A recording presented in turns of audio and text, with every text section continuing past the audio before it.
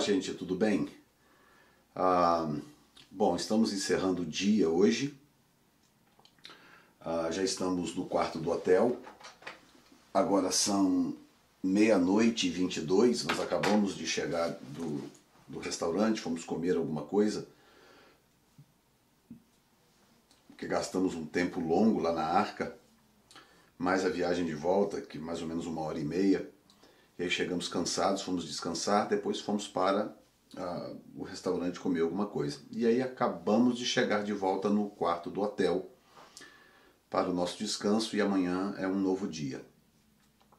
Bom, eu quero encerrar o dia de hoje com uma outra reflexão a respeito de uma palavra de Jesus.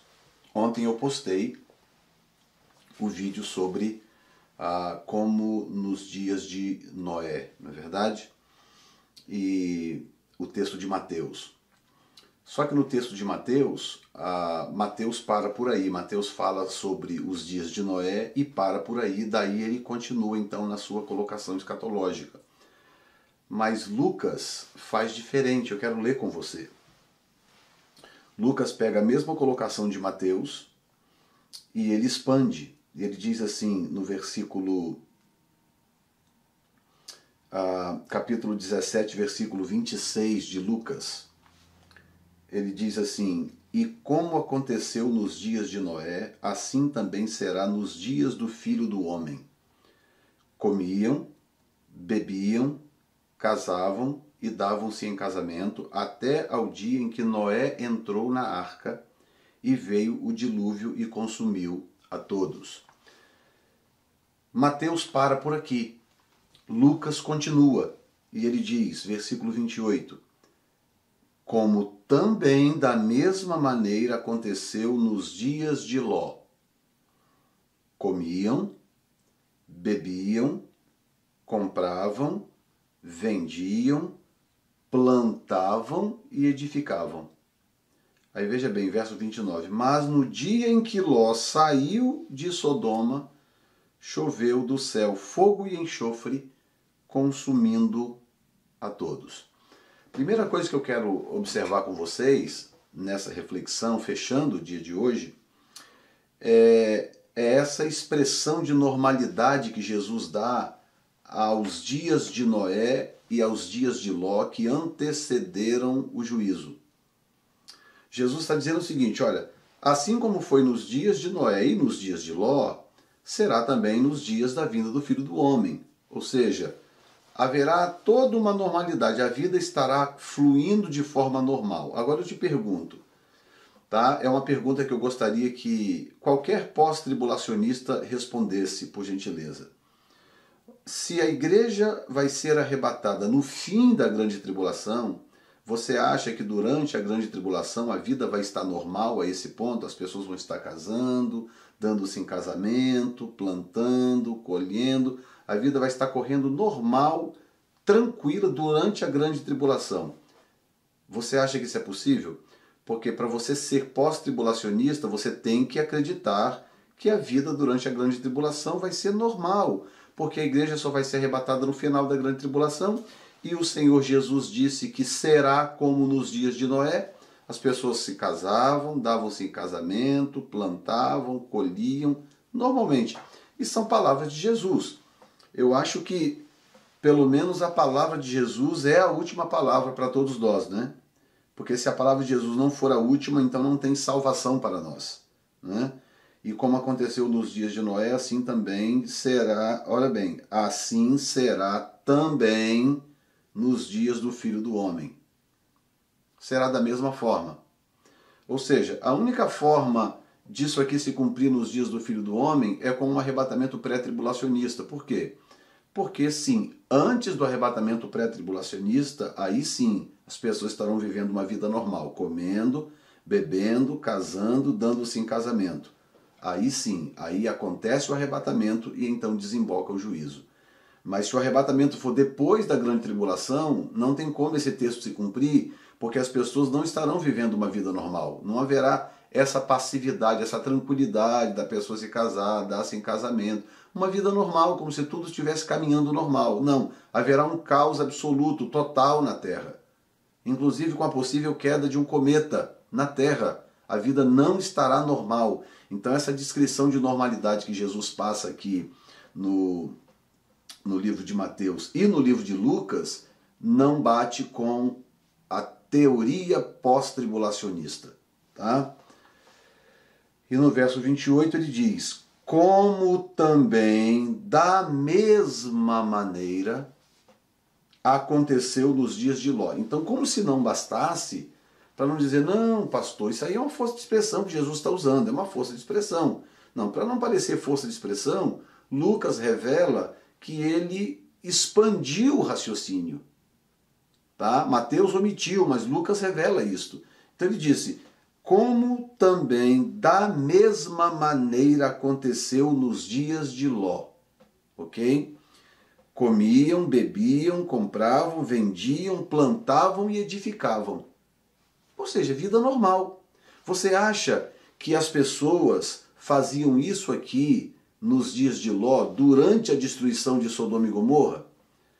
Durante o processo de destruição de Sodoma e Gomorra, será que as pessoas comiam, bebiam, compravam, vendiam, plantavam e edificavam?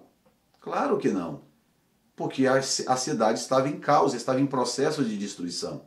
Então a única forma das pessoas fazerem isso que está aqui é antes do evento acontecer. Portanto, as pessoas faziam tudo isto e está porque a vida estava normal. E então Ló foi tirado da cidade para que então o juízo começasse. E olha bem agora o que diz. Aí vem o verso 29 e diz assim: mas, porém, né? No entanto, mas no dia em que Ló saiu de Sodoma, choveu do céu fogo e enxofre, consumindo a todos. Assim será no dia em que o Filho do Homem há de se manifestar. Então, só choveu fogo do céu e enxofre depois que Ló saiu de Sodoma. Então, o Senhor Jesus está dizendo que será da mesma forma no dia do Filho do Homem, na manifestação do Filho do Homem. É a mesma coisa. Então, como que eu aplico isso aqui a um pós-tribulacionismo? De que maneira? Como que a vida estará tão normal a ponto das pessoas plantarem, comerem, beberem, comprarem, venderem, plantarem e edificarem? Não faz o menor sentido aplicar isso que Jesus disse a uma teoria pós-tribulacionista. Nenhum sentido. Tá? Mas para piorar a situação dos pós-tribulacionistas, vamos dar uma olhada, por exemplo, no que diz o texto, no livro de Gênesis, capítulo 19, versículo 15 em diante. O texto diz assim, já contando a história de Ló, o texto diz assim: e ao amanhecer, os anjos apertaram com Ló, dizendo: levanta-te, toma tua mulher e tuas 2 filhas, que aqui estão, para que não pereças na injustiça desta cidade. Preste atenção no que eu estou lendo para vocês. Pega a sua Bíblia, acompanhe comigo. E ao amanhecer, os anjos apertaram com Ló, dizendo: levanta-te, toma tua mulher e tuas 2 filhas, que aqui estão, para que não pereças na injustiça desta cidade. Aí Jesus disse o quê? Será da mesma forma no dia do Filho do Homem. Verso 16, ele porém demorava-se e aqueles varões lhe pegaram pela mão. Olha bem, os anjos chegaram e estavam demorando demais, os anjos pegaram eles pela mão, e pela mão de sua mulher e pela mão de suas 2 filhas, sendo-lhe o Senhor misericordioso, e tiraram-no e puseram-no fora da cidade. Até então não havia acontecido nada, nenhum juízo, nada. Porque olha bem o que diz o texto. Aconteceu que, tirando-os fora, disse: escapa-te por tua vida. Não olhes para trás de ti e não pares em toda esta campina. Escapa lá para o monte, para que não pereças. Aí Jó reclama um pouco, fala com o anjo. Aí acontece o seguinte, versículo 21. E disse-lhes, aí o Jó pede para ir para uma cidade próxima, ao invés de ir para o monte. O anjo diz assim, verso 21, e disse-lhes, eis aqui tenho-te aceitado também neste negócio, para não derribar esta cidade de que falaste. Então o anjo ia poupar a cidade que Jó escolheu, porque Jó ia para lá. Verso 22. Agora escute isto, gente. Pelo amor de Deus, escute isto. Verso 22, Gênesis 19, 22. Apressa-te, escapa-te para ali, porque nada poderei fazer enquanto não tiveres chegado ali. Por isso se chamou o nome da cidade Zoar. Saiu o sol sobre a terra quando Ló entrou em Zoar. Ouça essas palavras do anjo do Senhor, que é uma manifestação de Cristo, uma teofania de Cristo no Velho Testamento. Apressa-te, escapa-te para ali, porque nada poderei fazer enquanto não tiveres ali chegado. Gente, olha, eu não estou aqui para mudar a convicção doutrinária de ninguém, mas quando a palavra de Jesus deixa de ser a última palavra para quem quer que seja, é porque esta pessoa cruzou uma linha que não tem mais volta. E a palavra de Jesus para mim é a última palavra, independente de qualquer coisa. A palavra de Jesus está acima da de Pedro, da de Paulo, da de João, da de qualquer outro escritor do Novo Testamento. Apesar de que há harmonia, não há nenhuma contradição na Bíblia. Estou dizendo isso apenas para grifar o fato de que a palavra de Jesus é a última palavra. Tá? Lucas 17, 28. Como também da mesma maneira aconteceu nos dias de Ló. Comiam, bebiam, compravam, vendiam, plantavam e edificavam.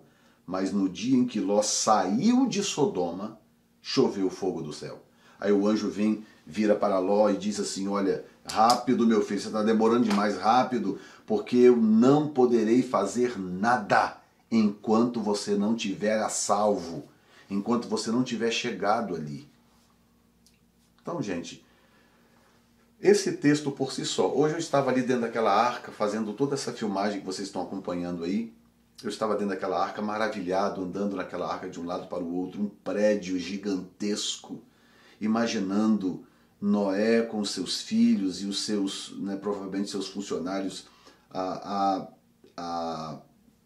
sinais de que Noé tinha muitos funcionários, era um homem próspero, um homem rico. É possível que ele não tenha feito tudo sozinho, mas enfim, isso não vem ao caso agora. O que eu quero dizer é que eu estava andando naquela arca, imaginando Noé com seus filhos, trabalhando por, sei lá, 100 e tantos anos para erguer um monstro daquele, um prédio do tamanho de 6, 7 andares, uma coisa louca. Tem que ser um projeto divino. E eu olhando aquilo ali, por que todo aquele projeto, por que todo aquele trabalho? Simplesmente para salvar o justo do juízo. Simples assim. A arca tinha uma única função, salvar o justo do juízo que estava vindo sobre o ímpio. Porque a Bíblia diz que Noé era o único justo que foi achado naquela época. Diz que Noé era justo. Então Deus não ia jamais trazer juízo sobre o justo por causa do ímpio, ou trazer o juízo sobre o ímpio e respingar sobre o justo. Este não é o caráter de Deus. As pessoas que lutam, trabalham contra o pré-tribulacionismo são pessoas que no fundo, com todo respeito, não quero aqui ofender ninguém, são pessoas que não conhecem de fato o caráter de Deus.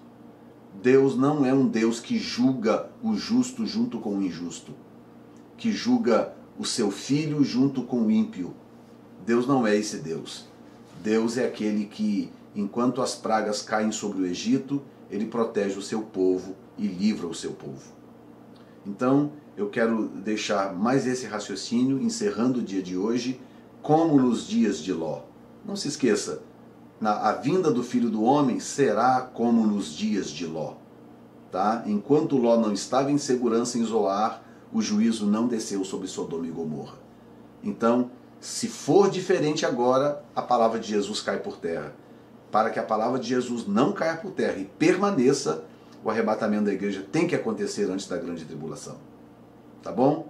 Que isso fortaleça a sua fé, que isso anime o seu coração, renove o seu gozo, renove o seu ânimo. Talvez você esteja passando aí por uma grande tribulação, por um grande aperto, uma grande dificuldade, talvez financeira, talvez de saúde, de família, eu não sei.